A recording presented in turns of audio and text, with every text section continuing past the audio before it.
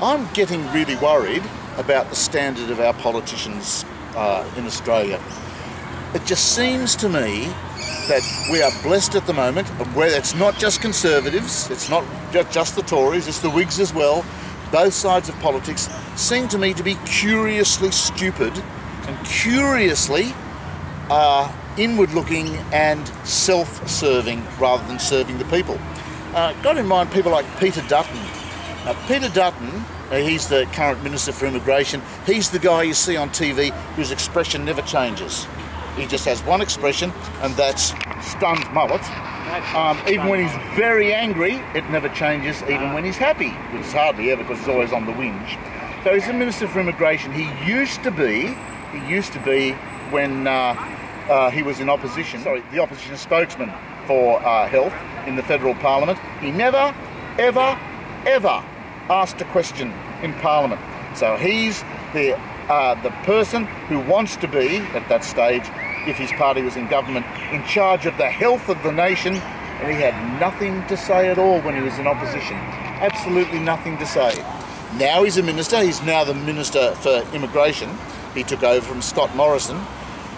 He seems to be devoid of any human feeling. He's quite happy with all these people on Nauru and Manus Island.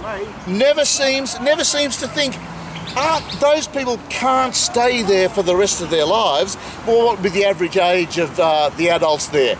Yeah, 25, 30, 35, 40. Are they going to spend the next 30 years there and then die there? Are their children going to grow up, teenagers, adults, young adults, middle-aged adults and old adults, and die there?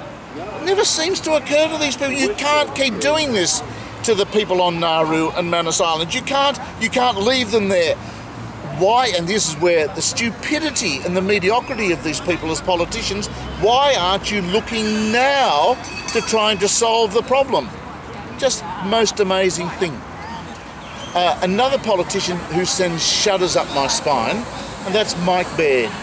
I cannot believe how much he's winding back jobs in New South Wales. People that actually take care of the quality of our water. Not bureaucrats, not people in air-conditioned offices, but people on the ground doing the testing, doing the collecting, problem solving. When there's a crisis, they handle the crisis. Those people are now diminished in number. The Australian Museum is losing people who are scientists of many colours, many hues. If you've ever, on an open day several years ago, they opened up all the sort of scientific labs and things that go on deep underground in the Australian Museum, and the person I was with and myself were very impressed. Hey, wow, there are lots of people working. They're all scientists of one sort or another. Almost all of them are gone. Hey, why are we tolerating this? Because it's all done quietly. The moment when it's done is chosen carefully, so it's not a big news item.